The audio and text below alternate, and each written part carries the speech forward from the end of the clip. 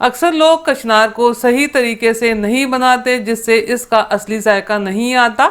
लेकिन आज मैं आपसे शेयर कर रही हूँ कचनार कीमा बनाने का बिल्कुल सही और रिवायती तरीका। जिस तरीके से कचनार कीमा पकाया जाता है और जिस तरह पकाना चाहिए। बिस्मिल्लाहिर्रहमानिर्रहीम। अस्सलाम वालेकुम फ्रेंड्स, उम्मीद है आप सब खैरियत से होंगे।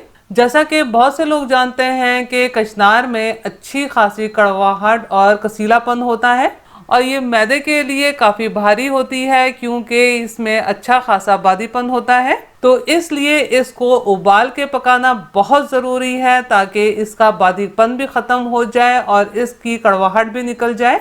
और दूसरा, सालन में कड़वाहट ना होने की वजह से छोटे हों या बड़े सब सालन शौक से खा सकें और सालन ज़ाया ना हो। लेकिन फिर भी आप कचनार को बग़ैर उबाले बनाना चाहते हैं तो मैं आपको बग़ैर उबाले बनाने का तरीका भी बता दूंगी।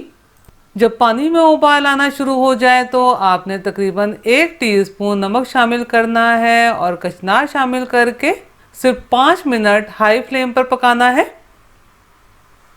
आप देखिए, मैंने सिर्फ 5 मिनट हाई फ्लेम पर पकाया है और ये पानी कितना ज़्यादा ग्रीन हो गया है। पानी की सूरत में इसमें से कड़वाहट निकल चुकी है और आपको परेशान होने की कोई ज़रूरत नहीं है। इतना कम वक्त पकाने से कचनार की ग़िज़ाइयत यानी कि न्यूट्रिशन वैल्यू में कोई ख़ास फ़र्क नहीं आएगा।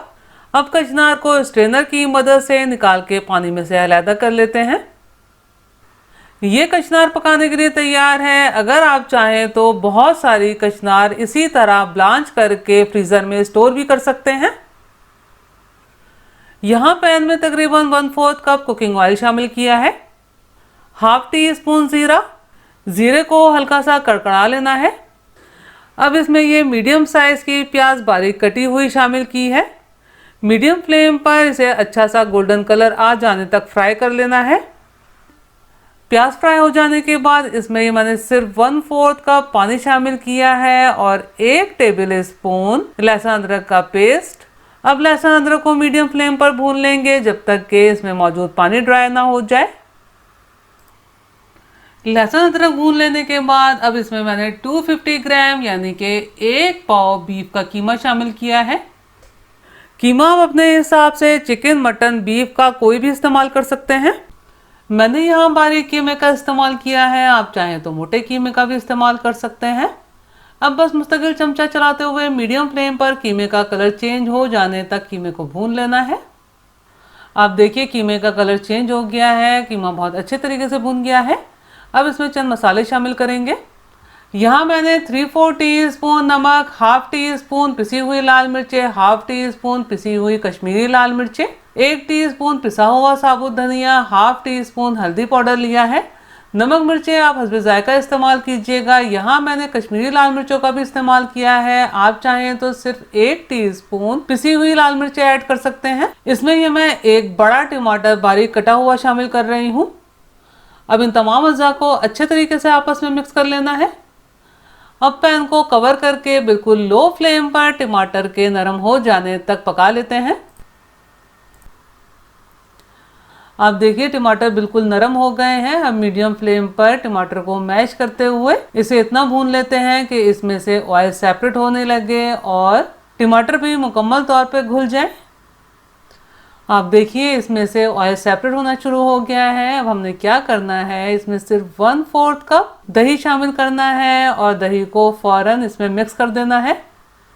दही को अच्छे तरीके से मिक्स कर लेने के बाद अब इसमें ये कचनार शामिल करेंगे। तो यहाँ मैंने 250 ग्राम यानी कि 1 पाव कचनार ली है। अब कचनार को भी 2 से 3 मिनट भून लेना है। आपने कचनार की कलियों को डंडियों पर से अलहदा कर लेना है और अच्छे तरीके से धो के इस्तेमाल करना है। कचनार को भून लिया है। अब इसमें ये मैं 1/4 कप गर्म पानी शामिल कर रही हूँ। पानी को इसमें अच्छे तरीके से मिक्स कर लेना है। अब इसमें मैं हाफ टी स्पून पिसा हुआ गरम मसाला शामिल करूंगी और पैन को कवर करके बिल्कुल लो फ्लेम पर पानी के ड्राई हो जाने तक दम पर पकाऊंगी और बीच बीच में 1-2 बार चमचा चला लूँगी ताकि हांडी तले से ना लगे। और अगर आप बग़ैर उबाले बना रहे हैं तो आप कचनार को डालकर कचनार भूनेंगे और तकरीबन 3/4 कप गर्म पानी शामिल करेंगे और लो फ्लेम पर पानी के ड्राई हो जाने तक पकाएंगे। आप देखिए ये हमारी कितनी अच्छी भुनी भुनी कीमा कचनार बनकर तैयार है और कितने अच्छे तरीके से इसमें ऑयल भी सेपरेट हुआ है। अब बस इसमें हमने बारीक कटा हुआ हरा धनिया और मिर्ची शामिल करनी है और हल्का सा मिक्स करना है और दम पर तकरीबन 2 मिनट कवर करके पका लेना है। आप इसे तंदूरी रोटी या नान के साथ भी सर्व कर सकते हैं, लेकिन ये घर की रोटी के साथ बहुत ज़्यादा मज़ेदार लगती है और चावल के साथ भी मुझे तो बहुत पसंद है। तो आपने मेरे तरीके से ये कीमा कचनार ज़रूर बनाना है और मुझे कमेंट्स करके बताना है कि आपको मेरी रेसिपी कैसी लगी। अगर आपको मेरा काम थोड़ा सा भी पसंद आया हो तो मेरी वीडियो को लाइक कीजिए, अपने दोस्त अहबाब में शेयर कीजिए, चैनल को सब्सक्राइब करना और बेल बटन को क्लिक करना बिल्कुल भी मत भूलिएगा। अल्लाह हम सब का दस्तरख्वान हलाल रिस्क से वसी तर फरमाए, आमीन। मुझे और मेरी फैमिली को भी अपनी दुआओं में याद रखिएगा। अपना और अपनी फैमिली का बहुत ख्याल रखिएगा। अगली रेसिपी की वीडियो तक के लिए अल्लाह हाफिज़।